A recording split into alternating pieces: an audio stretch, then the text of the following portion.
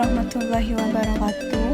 Perkenalkan, nama saya Ade Oktalina, NIM 2048201017, kelas Farmasi 1A, mata kuliah Matematika Farmasi, dosen pengampu Bapak Deni Sutrisno MPD.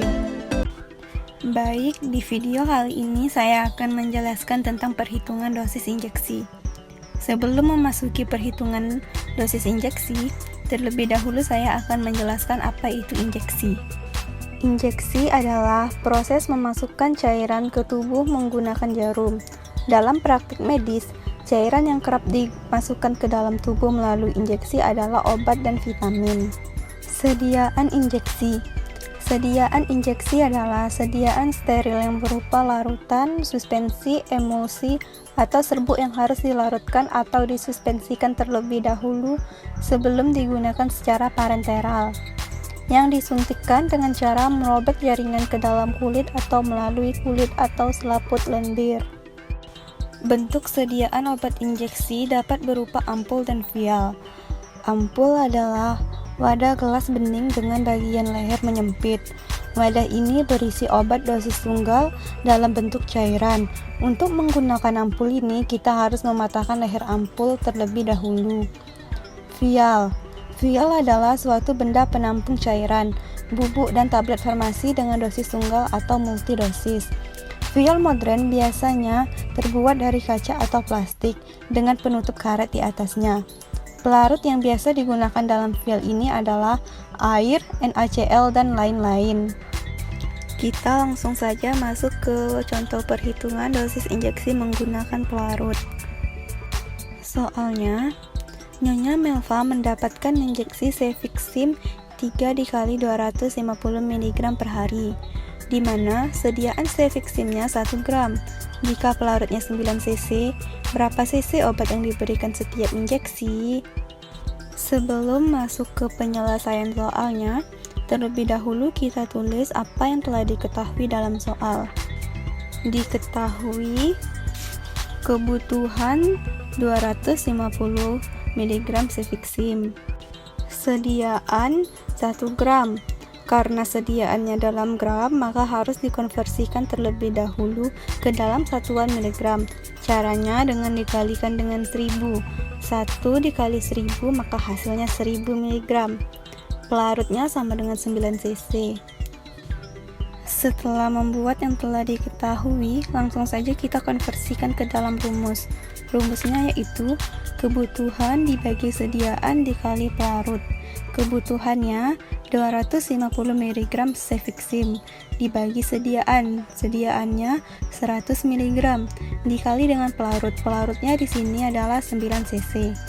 250 dibagi 1000 sama dengan 0,25 mg dikali 9 cc. 0,25 mg dikali 9 cc hasilnya 2,25 cc Cefixime. Jadi, setiap injeksi pasien akan mendapatkan 2,25 cc Cefixime. Selanjutnya kita masuk ke perhitungan dosis injeksi tanpa memerlukan pelarut lagi. Di sini kita menggunakan rumus kebutuhan dibagi sediaan dikali volume. Langsung saja kita masuk ke contoh soalnya. Seorang pasien jiwa akan diberikan chlorpromazin sebanyak 12,5 mg per hari. Sediaan obat yang ada berupa ampul berisi 1 mili cairan chlorpromazin dengan dosis 25 mg per mili. Berapa mili chlorpromazin yang akan diberikan ke pasien? Kita tulis terlebih dahulu yang telah diketahui dalam soal, yaitu kebutuhannya 12,5 mg chlorpromazin, sediaannya 25 mg, volumenya 1 mili. Setelah kita membuat yang telah diketahui dari soal, langsung saja kita konversikan ke dalam rumus. Rumusnya yaitu kebutuhan dibagi sediaan dikali volume. Kebutuhannya sama dengan 12,5 mg chlorpromazin. Sediaannya 25 mg dikali dengan volume. Volumenya 1 mili. 12,5 mg dibagi 25 mg hasilnya 0,5 mg dikali dengan 1 mili. 0,5 mg dikali 1 mili hasilnya 0,5 mili. Jadi, 0,5 mili klorpromazin yang akan diberikan kepada pasien secara mix-J atau campur. Kita masuk ke contoh soal yang berikutnya. Soalnya, pasien diinstruksikan untuk diberi 75 mg petidin. Sediaan obat yang ada berupa ampul yang berisikan 100 mg dalam 2 mili.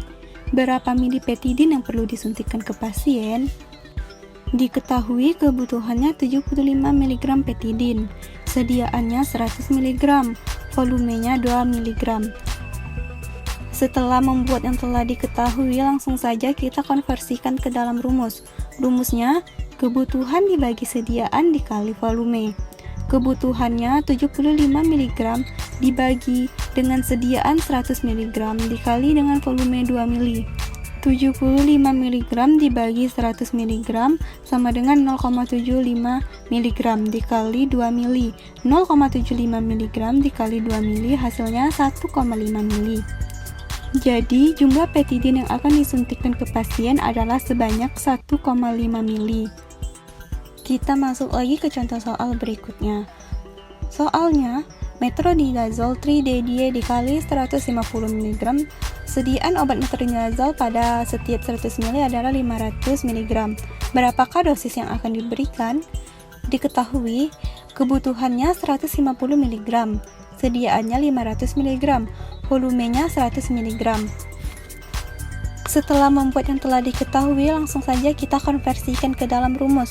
Rumusnya yaitu kebutuhan dibagi sediaan dikali volume.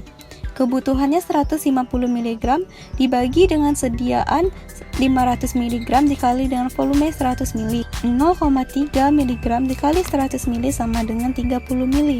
Jadi, setiap 30 ml mengandung 150 mg metronidazole. Sekian penjelasan dari saya tentang perhitungan dosis injeksi. Apabila terdapat kesalahan kata dalam penjelasan saya tadi, saya mohon maaf. Dan semoga video yang saya sampaikan ini bisa bermanfaat untuk teman-teman semua. Terima kasih. Wassalamualaikum warahmatullahi wabarakatuh.